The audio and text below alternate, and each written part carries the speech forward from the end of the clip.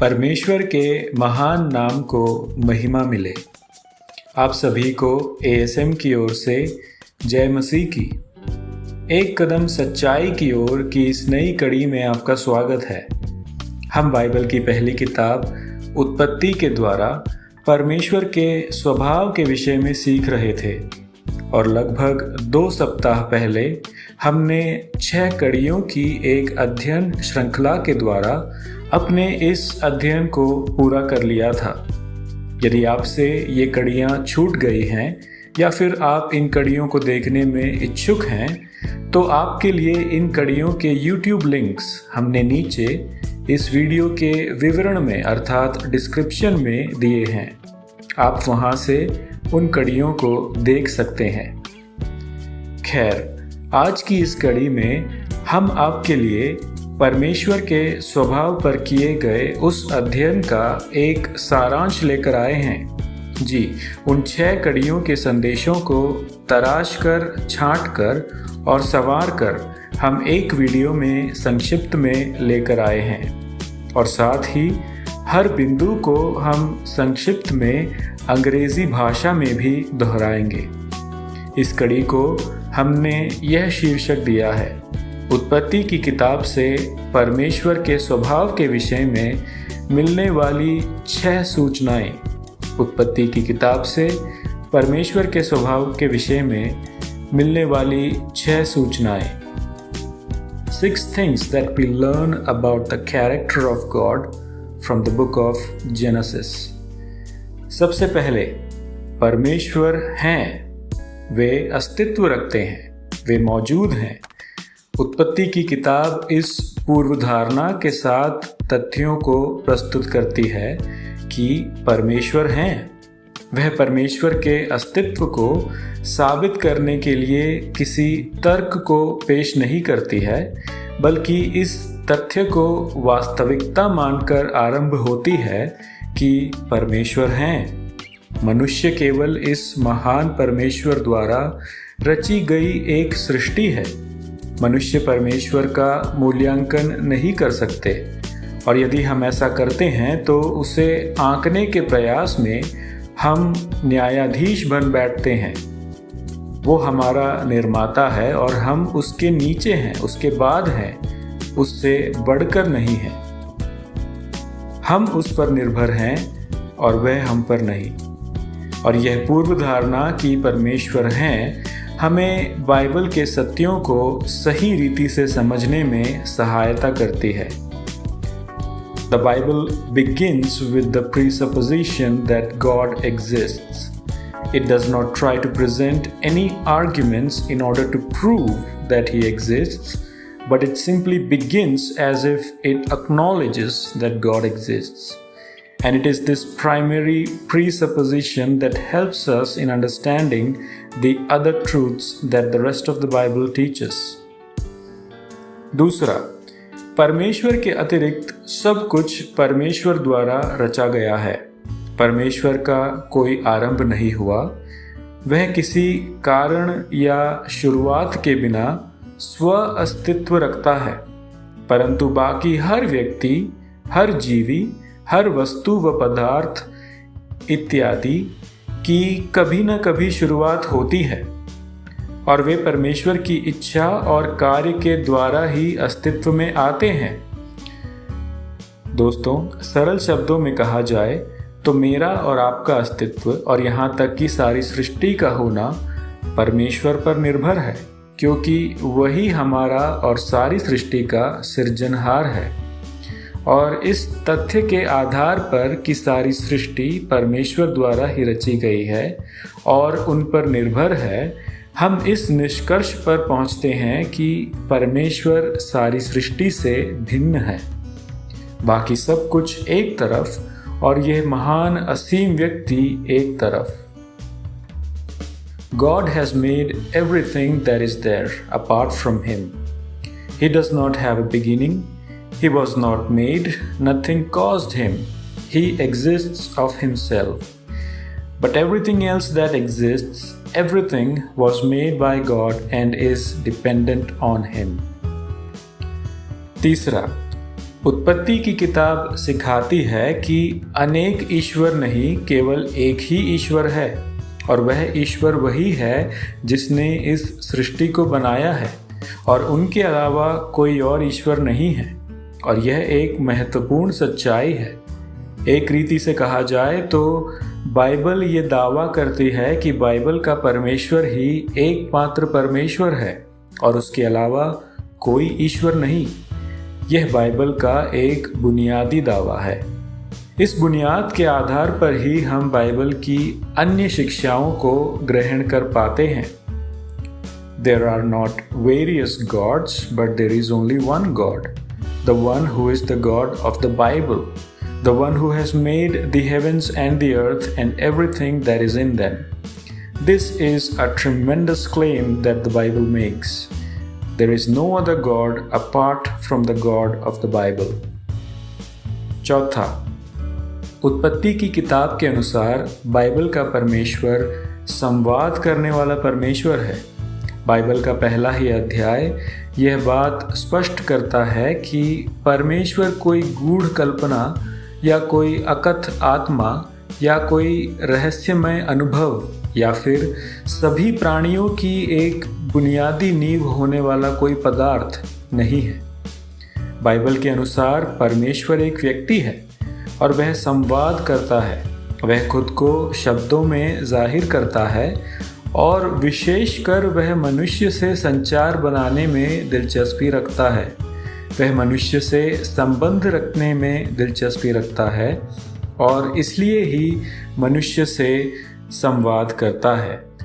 Bible कहती है कि जगत की उत्पत्ति से ही वह मनुष्य से विभिन्न रीतियों से संवाद करता आया है और अंततः उसने अपने पुत्र यीशु के द्वारा मनुष्य से संवाद किया है। और मनुष्य का रूप लेकर आए यीशु ने मनुष्य के मध्य में रहकर सर्वोत्तम रीति से परमेश्वर को मनुष्य के मध्य में जाहिर किया है। The God of the Bible is a talking God. He is not an impersonal force or a power or a mystical thought, but a real person. He possesses the ability to have relationships, and particularly this God takes interest in the affairs of human beings. The Bible says, since the beginning of time, He has been revealing Himself to humanity in various ways. But in these last times, He has eventually communicated with us by sending His own Son, Jesus, into this world, in our midst, in our likeness as a human being. And this God incarnate Jesus has expressed the character of God in our midst most perfectly through His person and His life. पांचवा, परमेश्वर जो कुछ बनाते हैं वह अच्छा बनाते हैं, वरन बहुत अच्छा बनाते हैं।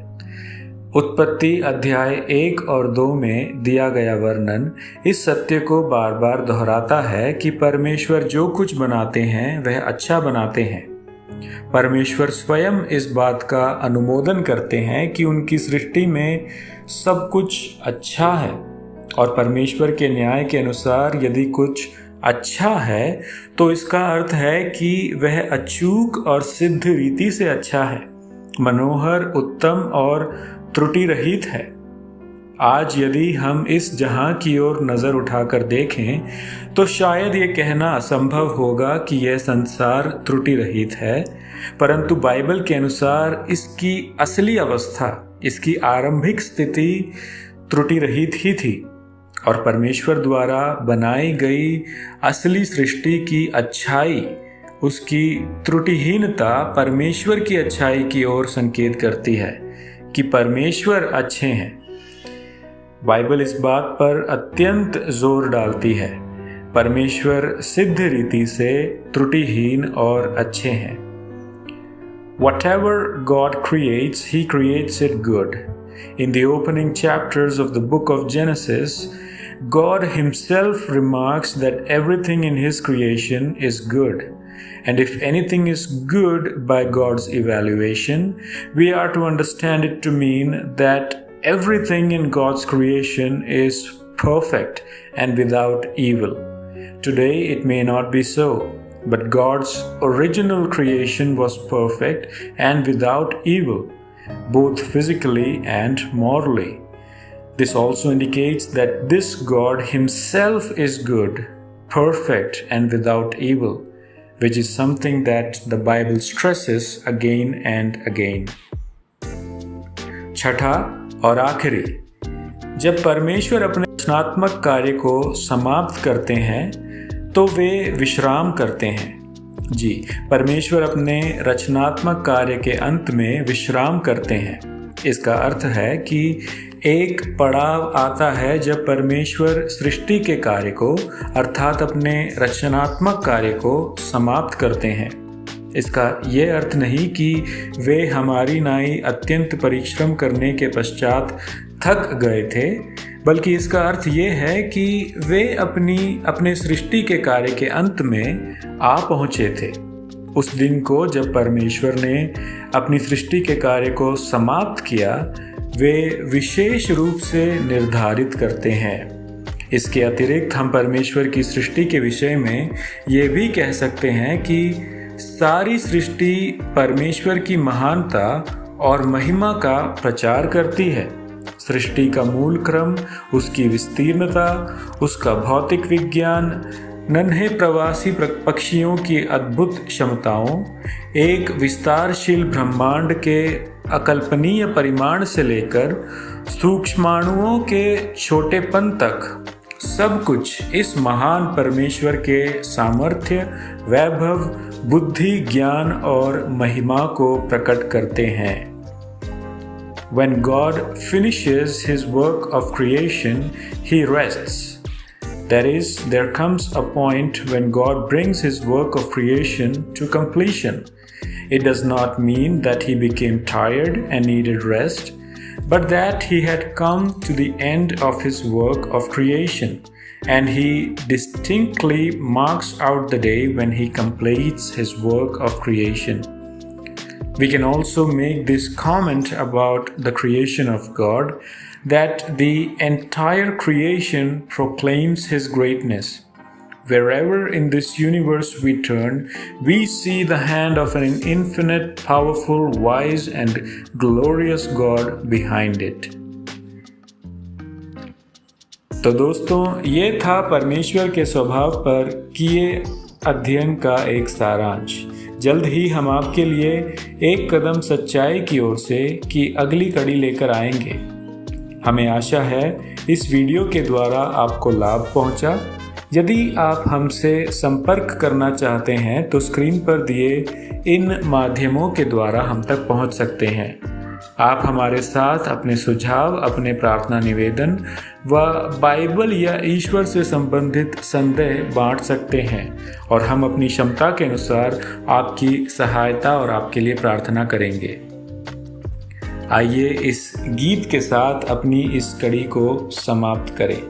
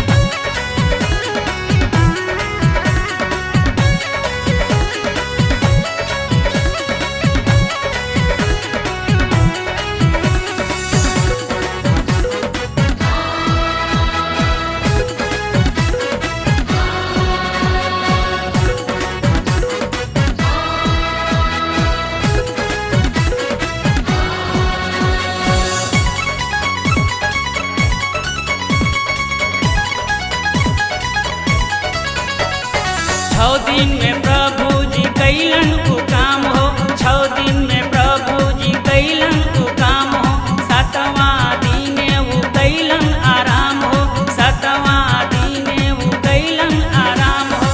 कहले कि सब कुछ अच्छा बा, कहले कि सब कुछ अच्छा बा, ऐसे बन गई दुनिया। 6 दिन में परमेश्वर बनौले हमारी दुनिया, 6 दिन में परमेश्वर बनौले हमारी दुनिया। सुना हो बाबू, सुना हो भैया, सुना ए बाबू, सुना ए भैया, सुना हो बहिनिया। 6 दिन में परमेश्वर